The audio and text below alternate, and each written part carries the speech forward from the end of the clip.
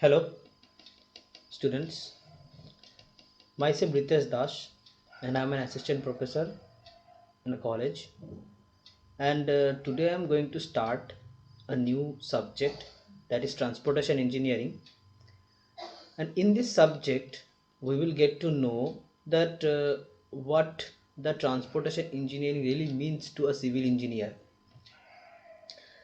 And one more thing I want to tell you, that this subject is very important in respect of all technical exam in civil engineering.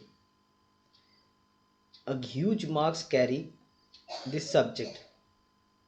Okay, and we have to know the subject in details, and I will discuss all the details of the subject step by step, and also I will discuss the questions at the end of every unit.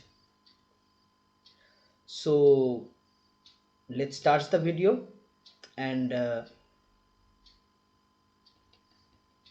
without any delay. So as I am depicting here that there is a 5 units. As you can all see that there is 5 units in this subject, uh, and each unit is important for various aspect. So in the first unit we are introduced to part, that is the history of transportation engineering. In this chapter or in this unit we will get to know that what is the history of the transportation engineering, how the road development starts, and like there are various types of road plan system, and how the road plan system are organized, or what are the bodies that uh, regulate this what can I say, road planning system, and how many type of road planning systems are there in previous history. Okay, this all we are going to know in this chapter. And there is another part in this subject, in this unit, is detailed survey plan. Means we will get to know that various types of survey we are uh, performing here, we are going to perform here. Okay, I mean study, not perform, I mean study here. And how a particular road system or a particular location is specified by this survey plan, we all will get to know step by step. And in second unit we will get to know the geometric designs of road, I mean the parts of road like camber. Camber क्या होता है, उसके बाद like आपका vertical curve, horizontal curve, then transition curve, all the different type of curve we will get to know in this chapter, and how they are designed on respective of different geometric aspect. Okay, and in third unit we will get to know the traffic engineering, means the traffic signaling system, means the rotary system, and the traffic volume, density, what are the aspect to define a particular road, or on which condition we will select different type of road. All the things we will get to know in the third unit. And in fourth unit we will get to know the highway materials, means here we will get to know the different type of pavement materials, and क्या क्या type of materials लगता है एक pavement design करने में। ठीक है, different type of test, जैसे कि CBR test, Marshall mix design test कैसे कैसे करते हैं, और सबका डिटेल्स हम यहाँ पे जानेंगे। और उसके बाद आता है कि डिफरेंट टाइप ऑफ रोड्स, जैसे कि flexible pavement, rigid pavement, and जो भी है, तो ये सब पेवमेंट कैसे मतलब होता है। ठीक है, तो कैसे मतलब डिज़ाइन होता है, तो ये सब हम जानेंगे ये फोर्थ यूनिट में। उसके बाद आता है फिफ्थ यूनिट, ठीक है। फिफ्थ यूनिट में कैसे कि हाईवे कंस्ट्रक्शन, मतलब डिफरेंट टाइप ऑफ रोड तो हम जान चुके हैं कि जे रिजिड पेवमेंट होता है, फ्लेक्सिबल पेवमेंट होता है। अब रिजिड पेवमेंट में भी डिफरेंट लेयर होता है, फ्लेक्सिबल पेवमेंट में भी डिफरेंट लेयर होता है। So we will get to know that all how all the layers are selected and which kind of pavement materials are provided, जैसे कि water bound macadam, wet mix macadam, okay, semi dense bituminous concrete SDBC. ऐसे कि site में road जब design होता है तो ऐसे टाइप का टर्म हम यूज़ करते हैं साइट में। तो एसडीबीसी मतलब semi dense bituminous concrete, okay, ऐसे टाइप का टर्म होता है। ये एक लेयर होता है पर्टिकुलरली, वो सब हम जानेंगे ये फिफ्थ यूनिट में, ठीक।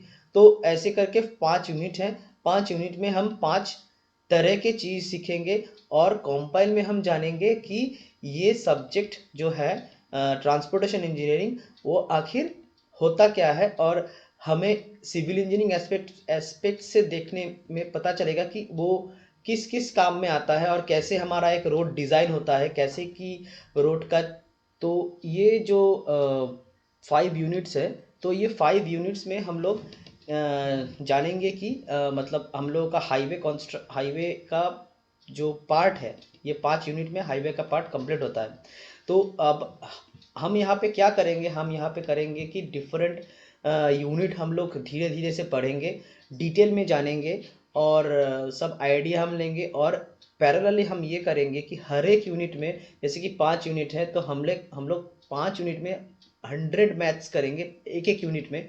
तो मतलब 5 यूनिट में हम लोगों का 500 MCQs हो जाएगा, ठीक है। और तो 500 MCQs हम यहाँ पे करेंगे और हर एक MCQ हम बताएंगे कि कौन से ईयर में कौन से एग्जाम में आया है। तो हम लोग सब डिटेल में जानेंगे और हर एक MCQ करने के टाइम हम आप लोगों को बताएंगे कि कैसे ये अटेम्प्ट करना है, और इक्वेशन वगैरह हम करते चलेंगे। तो जब इक्वेशन वगैरह आएगा तो हम लोग वो इक्वेशन लेके मैथ्स लेके करते चलेंगे, ठीक।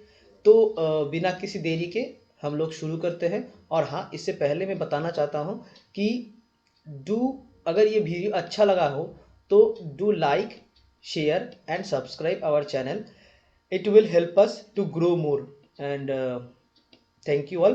So let's start without any delay.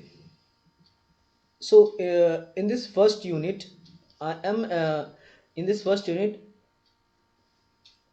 what we will going to start, that is introductory part. Now this ये जो हाईवे का हिस्ट्री टाइप पार्ट है ना, तो वहाँ पे हम लोग जानेंगे कि ये मिस्टर जयकार नाम का एक शख्स था कि जिसने एक कमेटी गठन किया है। तो तो उसका नाम है जयकार कमेटी, जो 1927 में वो स्टैब्लिश हुआ था। अब उसके बाद ये यहाँ पे क्या किए इस कमेटी में, इन लोगों ने क्या किया कि ये लोग प्रपोज किए एक लॉन्ग टर्म प्लानिंग प्रोग्राम, ठीक है, जो 20 साल के लिए था। एक 20 साल के लिए लॉन्ग टर्म प्लानिंग प्रोग्राम वो लोग किए। और इस प्लानिंग प्रोग्राम में उन लोगों ने क्या किया कि पूरा जो रोड वगैरह है कि कोई पर्टिकुलर एरिया का, जैसे कि दिल्ली का कनॉट प्लेस हो गया, नागपुर हो गया, लखनऊ हो गया, बॉम्बे हो गया, एक पर्टिकुलर जगह पे वो लोग ये 20 साल के लिए ये प्लान स्थिर किए कि हम लोग ऐसे ऐसे टाइप के इम्प्रूवमेंट करेंगे रोड में, डिफरेंट रोड क्लासिफिकेशंस करेंगे, और रोड का जो भी मतलब एनालिसिस पार्ट होगा वो भी हम करेंगे, और कैसे कैसे रोड को और इम्प्रूव करते जाएंगे वो भी हम इस यहाँ पे डिसाइड कर लेंगे। तो जयकार कमेटी ने ये स्थिर किया और जयकार कमेटी गठन किया 1927 में। और ये लोग क्या किए कि जो रास्ते का जो इम्प्रूवमेंट होता है, तो वो इम्प्रूवमेंट के लिए वो लोग रास्ते से ही मोटर स्पिरिट व्हीकल टैक्सेशन और लाइसेंस फीस के ऊपर वो रास्ते के खर्चा उठाने के लिए वो लोग ये टैक्सेशन प्रोसीड्योर लागू किए, ठीक। तो उसके बाद हम आते हैं सेंट्रल रोड फंड। तो जयकार कमेटी जैसे ही गठन हुआ तो उसके बाद आया सेंट्रल रोड फंड। ये क्या करता है, ये रोड डेवलपमेंट के लिए जो पैसा वगैरह होता है वो कलेक्ट करते हैं, ठीक। तो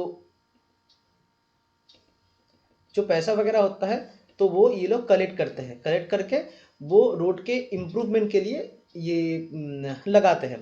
तो ये सेंट्रल रोड फंड ये जो है ये कमेटी गठन हुआ था 1927 में, ठीक। उसके बाद ये क्या करते हैं कि यहाँ पे लिखा है डिस्क्रिप्शन, जैसे कि मैं पहले बताया कि फंड रेज करता है बाय टैक्सेशन अथॉरिटी, वो जो टैक्सिंग अथॉरिटी है वो पैसा कलेक्ट करता है और ये लोग पर्टिकुलर लोकेशन की इम्प्रूवमेंट के लिए क्या बोलते हैं उसे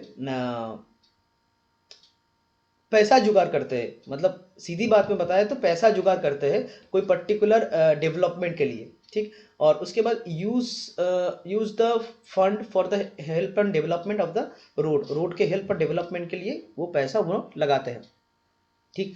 अब उसके बाद तो आता है इंडियन रोड कांग्रेस, ये एक पर्टिकुलर टाइप का कोडिंग सिस्टम है, ठीक है। जैसे कि हम लोगों का स्टील स्ट्रक्चर और आरसीसी डिजाइन में आ गया कि Indian standard IS code use करते हैं, जैसे कि कंक्रीट में आ गया IS 456, तो वैसे टाइप का रोड में भी यूज होता है ये Indian road Congress. Indian road Congress different code होता है, ये कोड डिफाइन करता है कि कौन कौन से रोड, कौन कौन से स्पेसिफिकेशन मान के चले, कौन कौन से रोड के लिए कौन कौन सा IS कोड फॉलो करना चाहिए। ये IS कोड ही है एक टाइप का, बट इंडियन रोड कांग्रेस का मतलब रोड का कोड है, ठीक है। तो इंडियन रोड कांग्रेस ये कमेटी गठन हुआ, ये 1934 में गठन हुआ, ठीक है। वो क्या करता है, ये सेमी ऑफिशियल टेक्निकल बॉडी है, it discuss about the road construction development, road के कंस्ट्रक्शन और डेवलपमेंट के लिए ये इंडियन रोड कांग्रेस लागू होता है, ठीक।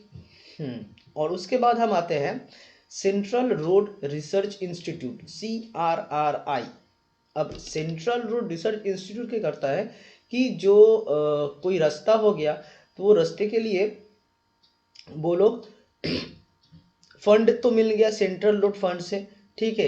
Indian road Congress specification define कर दिए, और ये सेंट्रल रोड रिसर्च इंस्टीट्यूट क्या करता है कि कोई रास्ते का कोई पर्टिकुलर डेवलपमेंट हो गया, रिसर्च हो गया, ये सब वगैरह काम ये लोग करते हैं, सेंट्रल रोड रिसर्च इंस्टीट्यूट, ठीक। तो बाकी के साथ लिंक होते ही ये ऐसे काम करना शुरू कर देते हैं। और उसके बाद आता है motor vehicle act. Motor vehicle act 1939 में लागू हुआ था, फिर ये एक्ट 1988 में चालू हुआ था। तो अगर एग्जाम में आता है कि when the motor vehicle act was finally enabled, तो हम ये 1939 नहीं लिखेंगे, हम लोग लिखेंगे 1988, ठीक है। बहुत सारे एग्जाम में ये क्वेश्चन आता है, पर हम लोग अगर 1939 दे दिए तो काफ़ी गलत हो सकता है, मतलब ये क्वेश्चन की एग्जाम के हिसाब से डिपेंड करता है। अगर 1939 दिए तो गलती हो सकता है, पर 1988 दिए तो ओके, ठीक है। 1988 में वो रिवाइज हुआ था और वही से उसका मतलब कैसे क्या बोलते हैं कि फाइनलाइज हुआ था, फाइनली वो एक्टेड हुआ था 1988 में, ओके, ठीक है। अब हम लोग तो रिसर्च वगैरह और सेंट्रल रोड फंड और इंडियन रोड कांग्रेस IRC वगैरह जान चुके हैं कब कहाँ हुआ था। अब उसके बाद ये जो जयकार कमेटी है, ये लोग क्या बताए थे कि ये लोग एक 20 साल का प्रोग्राम मान के चले थे कि एक रोड को हम इम्प्रूव करेंगे 20 साल में। तो वो लोग पर्टिकुलर लोकेशन स्थिर किए और ऐसे करके उसका इम्प्रूवमेंट करने लगे, ठीक। जैसे कि पहले आता है नागपुर रोड प्लान। तो नागपुर रोड प्लान में वो लोग कुछ स्पेसिफिकेशन खड़ा किए कि इस स्पेसिफिकेशन के ऊपर हम लोग रास्ते को डेवलप करेंगे, ठीक। तो ये जो रोड प्लान था, ये रोड प्लान 20 साल के लिए शुरू हुआ था 1943 में, और ख़त्म होना था पर हुआ नहीं, 1963 में होना था। पर क्या है कि ये लोग इतना अच्छे काम किए कि 1961 में ही ख़त्म हो गया, मतलब 2 साल पहले ये ख़त्म कर दे चुके। ये सारा काम क्या था कि plan to construct 2 lakh kilometre road. उसके बाद टारगेट रोड डेंसिटी, ये डेंसिटी क्या होता है, डेंसिटी मतलब मान लो कि ये एक रोड है, ठीक है।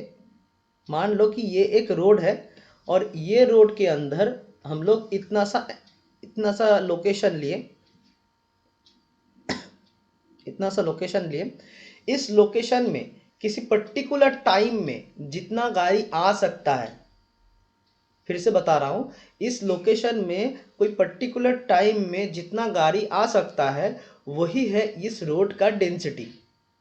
ठीक, तो अगर ये मान के चले तो टारगेट रोड डेंसिटी मतलब ये लोग टारगेट लिए थे कि हम लोग रास्ते को इतना चौड़ा और इतना लंबा बनाएंगे कि एक रास्ते में कोई पर्टिकुलर स्ट्रेच में 16 किलोमीटर लेंथ पकड़ के गाड़ी रहेगा 100 किलोमीटर स्क्वायर एरिया में। मतलब अगर रास्ते का 100 किलोमीटर स्क्वायर एरिया होगा तो वहां पे 16 किलोमीटर तक गाड़ी रहेगा। मतलब यहाँ पे एक गाड़ी, यहाँ पे एक गाड़ी, यहाँ पे एक गाड़ी, यहाँ पे एक गाड़ी, यहाँ पे, यहाँ पे, यहाँ पे, यहाँ पे, यहाँ पे, और फिर यहाँ पे, यहाँ पे, यहाँ पे, यहाँ पे, ऐसे टाइप का गाड़ी रहेगा। तो ये गाड़ी का लेंथ अगर ऐड करेंगे तो टोटल 16 किलोमीटर लेंथ तक वो क्या होगा कि हम लोग को मिलेगा कि 16 किलोमीटर तक गाड़ी रह सकता है 100 किलोमीटर स्क्वायर एरिया में। उसके बाद आते हैं कि टारगेट रोड लेंथ हो गया 5.29 लाख किलोमीटर। ओके, ये लोग टारगेट रोड लेंथ लिए थे 5.29 लाख किलोमीटर। ओके, और क्या हुआ था, यहाँ पे एक रोड पैटर्न फॉलो किया गया था कि ये recommended to construct star and grid road pattern. ये कैसे टाइप का होता है ये चीज़ हम बाद में जानेंगे, पर पहले हम लोगों को जानना होगा कि क्या क्या हुआ था, क्या क्या मतलब डिसीजन लिया गया था, तो ये सब हम जानेंगे इधर। ठीक, तो recommended to construct star and grid road pattern. तो यहाँ तक हम लोग समझ चुके हैं, ये था पहला पेज। पहला पेज में हम लोग ने जो जाना कि फर्स्ट रोड प्लान जाना, उसके बाद डिफरेंट कमेटी जो था, और जो रोड कांग्रेस था जिसके ऊपर डिपेंड करके डिफरेंट स्पेसिफिकेशन का रोड डिज़ाइन होता है, ये सब हम पहले पेज में जान चुके हैं। ठीक, अब आता है दूसरा पेज।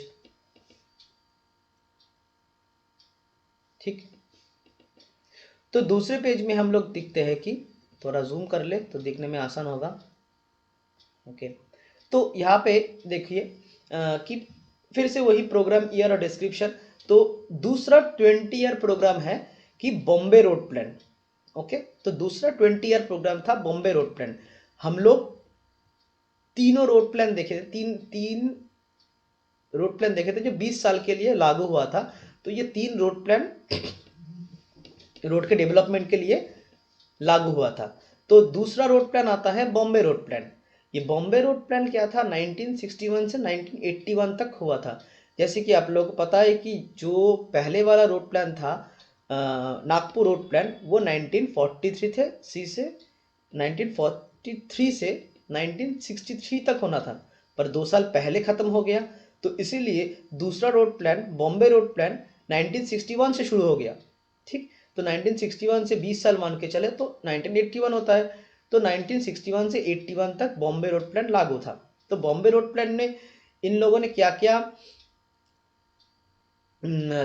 मतलब मोटो रखा था कि कंस्ट्रक्ट करेंगे।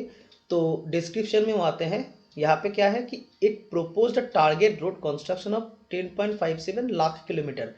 मतलब टारगेट रोड ये लोग कंस्ट्रक्ट करने के लिए सोचे थे कि 10 लाख, मतलब पहले देखिए कि 5.29 लाख किलोमीटर ये लोग कंस्ट्रक्ट करने के लिए बोले थे नागपुर रोड प्लान में। बट जैसे ही बॉम्बे रोड प्लान आ गया, इन लोग का हिम्मत बढ़ गया और ये लोग 10.57 लाख किलोमीटर तैयार करने में कामयाब हुए। ठीक, उसके बाद आता है कि रोड डेंसिटी। जैसे कि पहले वाला जो था नागपुर रोड प्लान में रोड डेंसिटी कितना हुआ था, 16 किलोमीटर पर 100 किलोमीटर स्क्वायर, पर यहाँ पे रोड डेंसिटी 32 किलोमीटर पर 100 किलोमीटर स्क्वायर हो गया। मतलब वो लोग और भी ज़्यादा और भी बेहतर और भी अच्छा रोड बनाने के लिए कामयाब हुए। ठीक है, ये आ गया रोड डेंसिटी। उसके बाद आता है प्रोपोज्ड एक्सप्रेसवे। अब ये एक्सप्रेसवे क्या है ये लोग हम बाद में जानेंगे, ये डिफरेंट टाइप का रोड है। तो ये कुछ अच्छा टाइप का, बहुत ही अच्छा टाइप का रोड होता है। तो ये इसका डिफरेंस हम नेशनल हाईवे के साथ कैसे होता है ये लोग हम सब बाद में जानेंगे, पर बहुत डिटेल में जानेंगे। पर अभी बस नाम याद कर लो कि proposed way, proposed expressway. Expressway एक डिफरेंट टाइप का रोड होता है, जैसे कि नेशनल हाईवे होता है, स्टेट हाईवे होता है, major district road, other district road होता है, ऐसे टाइप का एक रोड होता है एक्सप्रेस वे। तो ये दूसरा जो बॉम्बे रोड प्लान है, यहाँ पे ये एक्सप्रेस वे इंट्रोड्यूस हुआ था, ठीक है। और इसी के बाद जो थर्ड रोड प्लान है, यहाँ पे हम लोगों का जो रोड क्लासिफिकेशन सिस्टम जो कि नागपुर रोड प्लान में गठन हुआ था, नागपुर रोड प्लान में ही ये जो हाईवे का रोड क्लासिफिकेशन सिस्टम है ये डिफरेंशिएट हुआ था।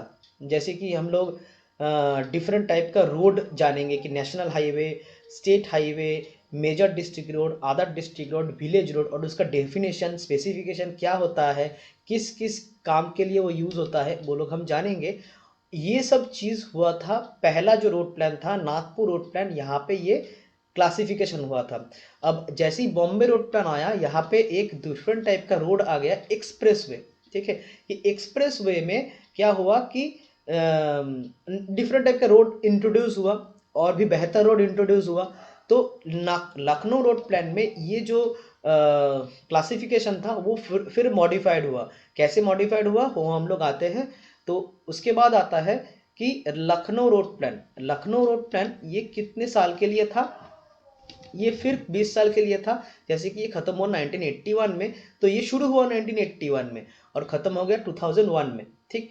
और इसके स्पेसिफिकेशंस क्या था, target length proposed is 27.02 lakh kilometre, 27.02 lakh kilometre ये लोग रास्ता प्रोपोज्ड किए। उसके बाद आता है कि प्रोपोज्ड रोड डेंसिटी। जैसे कि मान लो मतलब हम लोग देख पा रहे हैं कि जैसे ही नागपुर रोड प्लान था 16 किलोमीटर पर 100 किलोमीटर स्क्वायर था रोड डेंसिटी, ठीक है। मतलब क्या बोलते हैं, रोड डेंसिटी मतलब एक स्ट्रेच ऑफ रोड में कोई पर्टिकुलर टाइम के अंदर कितना व्हीकल आ सकता है, वही है डेंसिटी, रोड डेंसिटी। मतलब इजीएस्ट वे थे अगर समझे तो, ठीक है। तो देख रहे हो कि हर एक रोड प्लान में ये लोग टारगेट लेंथ बढ़ा रहे हैं और बढ़ा रहे हैं कि रोड डेंसिटी बढ़ा रहे हैं, मतलब रोड और चौड़ा होता जा रहा है, बेहतर होता जा रहा है, ठीक है। तो प्रोपोज रोड डेंसिटी हो गया 82 किलोमीटर पर 100 किलोमीटर स्क्वायर। पहले कितना था, 16 किलोमीटर पर 100 किलोमीटर स्क्वायर।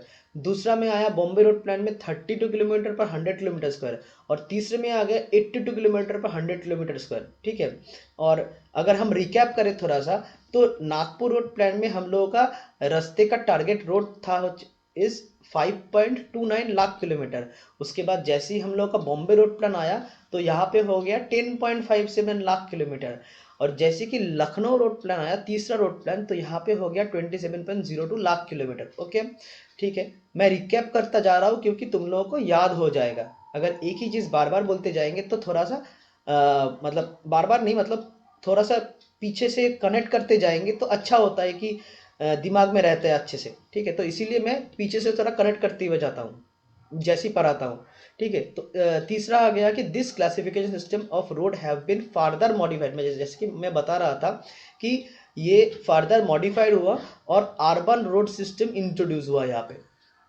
अब आते हैं क्लासिफिकेशन ऑफ रोड, ठीक। तो क्लासिफिकेशन ऑफ रोड क्या होता है कि डिफरेंट कंडीशन के ऊपर डिपेंड करके डिफरेंट रोड क्लासिफाई हुआ था, ठीक है। तो पहला आया depending upon the weather condition, it is divided in two type, ठीक। तो वेदर कंडीशन के ऊपर डिपेंड करके टू टाइप हुआ। ऑल वेदर रोड मतलब जो रोड हर एक वेदर के लिए ओके है, ठीक है। तो हर एक वेदर के लिए जो रोड एकदम ओके है, सरवाइव कर जाता है, तो वही होता है ऑल वेदर रोड। और फेयर वेदर रोड मतलब जो रोड अच्छा वेदर के लिए सिलेक्ट होता है, तो वो हो गया फेयर वेदर रोड, मतलब अच्छा ठीक ठाक वेदर रहता है, तो उसी वेदर के लिए जो रोड सिलेक्ट होता है तो वो होता है फेयर वेदर रोड, ठीक। अब depending upon the type of carriage way, ठीक है। कैरेज वे मतलब कोई रास्ता का जो जोन होता है, जिस जोन के ऊपर एक रास्ता डेवलप होता है। जैसे कि मैं पिक्चर में दिखा रहा हूं, मान लो कि ये मेरा रास्ता है,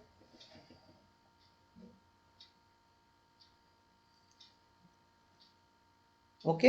अब इस रास्ते को मैं बीच से काट देता हूं,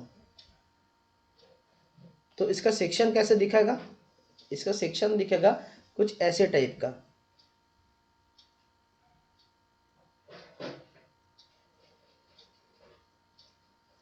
ठीक। तो इसके अंदर इतू सा साइज होगा जहां पे हम लोग को रोड मिलेगा। ये जो चीज दिखा रहा हूं यही चीज हम यहाँ पे देख रहे हैं। तो ये जो चीज हो गया, ये चीज जो हैच किया हुआ जोन है, ये हैच किया हुआ जोन ही हम लोगों का कैरेज वे है। ठीक है, तो ये कैरेज वे, और इसके बाद आता है शोल्डर, उसके बाद बहुत सारा पार्ट आता है, ये हम जियोमेट्रिक डिजाइन में समझेंगे। तो में ही समझ लो कि ये जो रास्ते का क्रॉस सेक्शन ये था, ये है उसका वो एम्बैंकमेंट। ठीक है, जिस एम्बैंकमेंट के ऊपर वो रास्ता डिजाइन होता है, तो ये है एम्बैंकमेंट। ये जो ऊंचा सा बनाया ये एम्बैंकमेंट है, और इसके बीच ये रास्ता हमने बनाया, यही रास्ते के इन मतलब क्रॉस सेक्शन करके हम लोग दिखा रहे हैं यहाँ पे। ठीक है, तो क्या होता है, depending upon the type of carriage way. Carriage way का मतलब ये होता है कैरेज वे।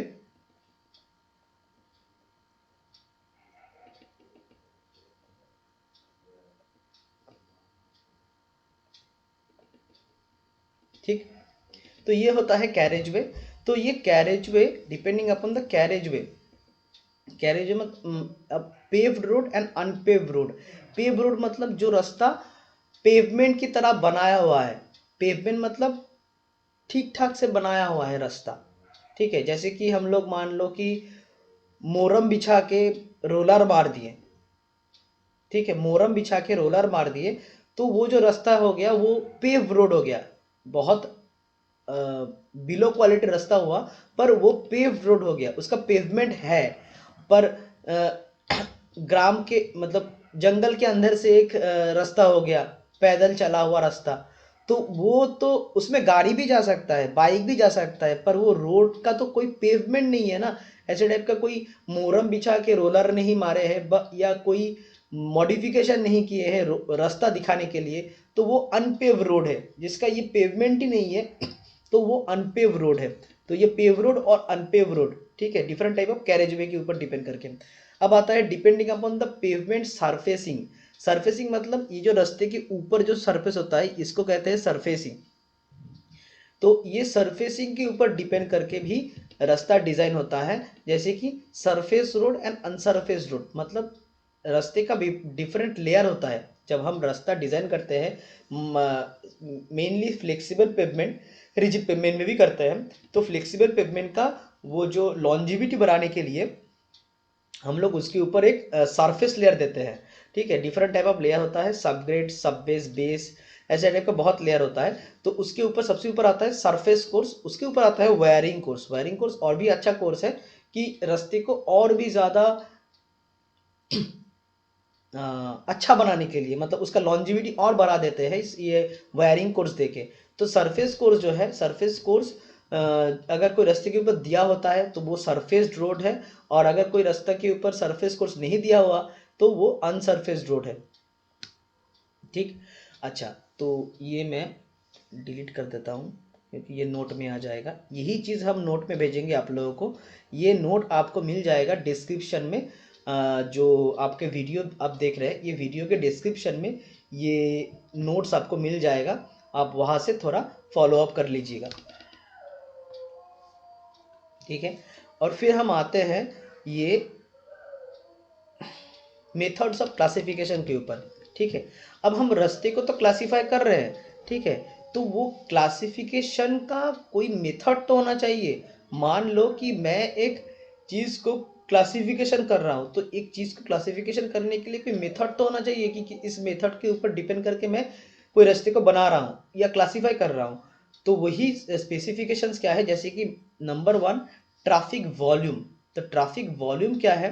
ट्रैफिक वॉल्यूम है कि मतलब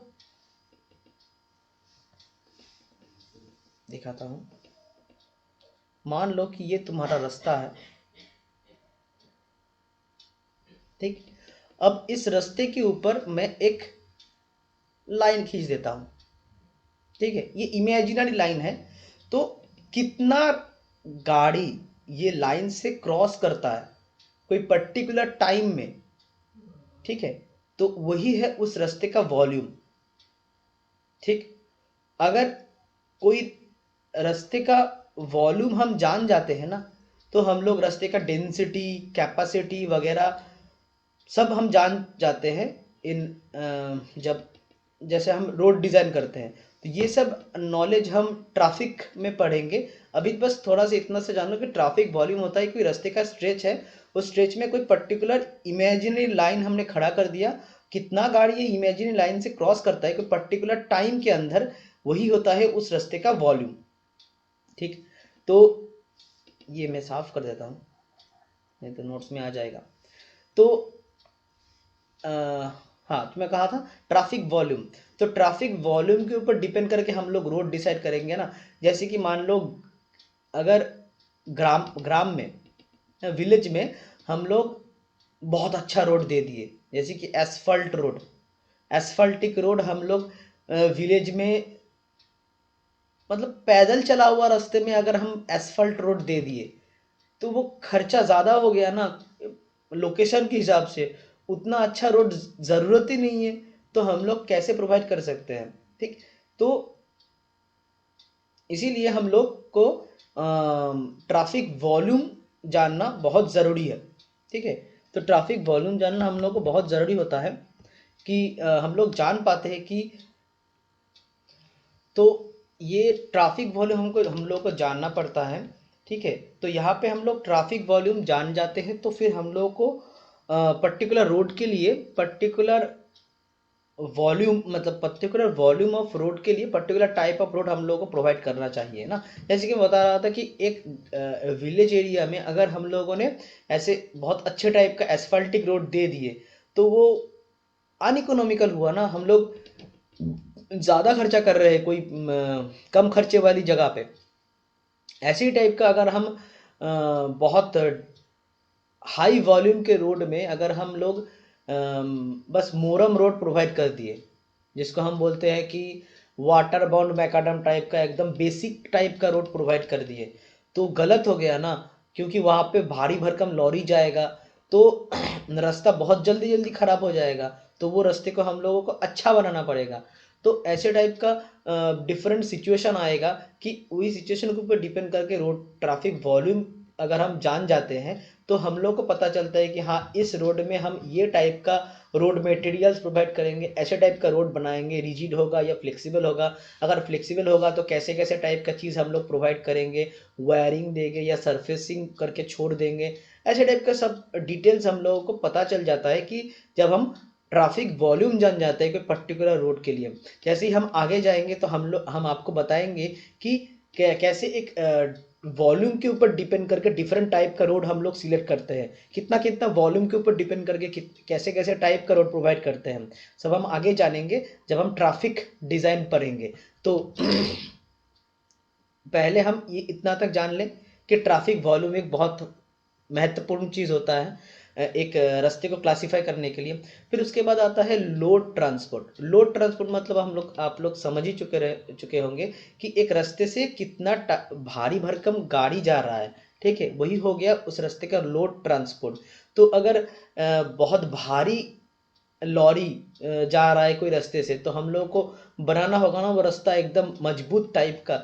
तो हम लोग को उसी रास्ते में अगर हम फालतू टाइप का एक वाटर बाउंड मैकाडम टाइप का रोड दे दी, वाटर बाउंड मैकाडम फालतू नहीं होता, बहुत अच्छा टाइप का रोड होता है, पर वो एकदम बेसिक टाइप का रोड होता है। तो अगर ऐसे बेसिक टाइप का रोड हम प्रोवाइड कर दिए वो ऐसी जगह पे जहाँ पे बहुत भारी भरकम लॉरी जाता है या बहुत तगड़ा मतलब भारी भरकम गाड़ी वगैरह जाता है, तो उधर गलत हो जाएगा ना। तो इसीलिए हम लोग उधर बहुत अच्छे टाइप का रोड प्रोवाइड करना पड़ता है। फ्लेक्सिबल पेमेंट हो गया तो अगर बहुत अच्छा टाइप का फ्लेक्सिबल पेमेंट, उसका स्पेसिफिकेशन भी आईआरसी कोड से हम लोग को पता चल जाता है। ठीक है, डिफरेंट टेस्ट होता है, उसके हिसाब से हम लोग जानेंगे मटेरियल्स में। तो लोड ट्रांसपोर्ट के ऊपर डिपेंड करके एक रास्ते को डिज़ाइन किया जाता है, मतलब क्लासीफाई किया जाता है। फिर होता है लोकेशन एंड फंक्शन, मतलब एक रास्ता किस लोकेशन में है और उसका फंक्शन क्या हो रहा है। मतलब मान लो कि एक रास्ता कोई विलेज से जाता है, ठीक है, पर उस रास्ते में कोई भारी भरकम गाड़ी वगैरह कुछ नहीं जाता है। अब हम क्या किए, हम उधर जाके बहुत अच्छा सा रोड बना दिए। ठीक है, एकदम बिटुमिन कंक्रीट वाला रोड बना दिए। तो अगर ऐसे टाइप का हम रोड बना दिए तो वो रोड फालतू का रहेगा ना, उधर पढ़ाई रहेगा, कोई यूज करेगा क्या? हम लोग पैदल जाएंगे तो वही रोड यूज करेंगे। वो पैदल जाने के लिए हम लोगों ने बनाया था, वो अच्छा रोड बनाया था, बहुत अच्छा, मतलब बहुत भारी भरकम गाड़ी जा सकते हैं उधर के, उसके ऊपर से। तो क्या हो गया ना, फालतू का खर्चा हो गया। ठीक है, तो लोकेशन ऐसा होना चाहिए कि उस लोकेशन में काफी गाड़ी जाता हो और उस लोकेशन को सब यूज करते हैं एकदम प्रॉपरली। ठीक है, तो हो गया ना पैसा वसूल टाइप का, मतलब इकोनॉमिकल हो गया। और फंक्शन मतलब ये रोड हम लोग बस एक ही काम के लिए बनाए हैं। ठीक है, मतलब जैसे कि उसका फंक्शन वगैरह, ठीक है, मतलब कितना कितना लोकेशन वो कनेक्ट करता है। ठीक है, फिर कौन कौन से लोकालिटी से वो गुजरता है, उसका फंक्शनल पर्पस कितना अच्छा होता है, ये सब के ऊपर डिपेंड करके एक रोड का स्पेसिफिकेशन या रोड का क्लासिफिकेशन होता है। ठीक है, तो इसके ऊपर डिपेंडिंग अपॉन द, अब आता है, depending upon the all the factors Nagpur road plan has classify the road as national highway. इसको हम नोटेशन देते हैं, ये हम ब्रैकेट में लिख देते हैं, रुक जाओ एक मिनट, नेशनल हाईवे, ये NH लिखते हैं हम लोग। ठीक है, उसके बाद आता है स्टेट हाईवे, इसको हम लिखते हैं, इसको हम लिखते हैं SH। ठीक, उसके बाद आता है मेजर डिस्ट्रिक्ट रोड। ठीक, इसको हम लिखते हैं MDR शॉर्ट में। फिर आता है अदर डिस्ट्रिक्ट रोड, इसको हम लिखते हैं ODR। फिर हम लिखते हैं विलेज रोड, इसको लिखते हैं VR। ठीक, अब आज के लिए इतना ही। ठीक है, अगला जो चीज़ है वो लोग हम बाद में जानेंगे नेक्स्ट वीडियो में, तो ट्यून्ड रहना इस वीडियो के लिए। और I hope you will guys like it, and please do like, subscribe and share, it will help us to grow। ठीक, तो आशा करता हूँ कि आप लोगों को अच्छा लगा हुआ होगा ये वीडियो। ठीक, तो अगर अच्छा लगा हो तो प्लीज़ लाइक, सब्सक्राइब और comment and share, and that's all. Thank you very much. फिर मिलते हैं अगले वीडियो में, और अगले वीडियो में हम जानेंगे कि ये जो रास्ता है नेशनल हाईवे, स्टेट हाईवे, इसका थ्योरी क्या होता है, इसका क्या, किसे बोलते हैं ये हाईवेज किसको बोलते हैं, तो ये सब हम जानेंगे। और जानेंगे कि ये जो थर्ड रोड क्लासिफिकेशन सिस्टम हुआ, वहाँ पे रोड को कैसे क्लासीफाई किया गया, ये सब हम उसमें जानेंगे। मतलब जो मॉडिफिकेशन हुआ था ये रोड क्लासिफिकेशन में, ये चीज़ तो हम लोग नागपुर रोड प्लान में जान चुके हैं, जहाँ पे मैं लिखा हूँ नागपुर रोड प्लान में ये सब चीज़ हम जान चुके हैं। पर जो मॉडिफाई हुआ था वो कैसा हुआ था और कितना हुआ था, वो सब हम जानेंगे अगले वीडियो में। तो स्टे ट्यून्ड रहना, एंड थैंक यू।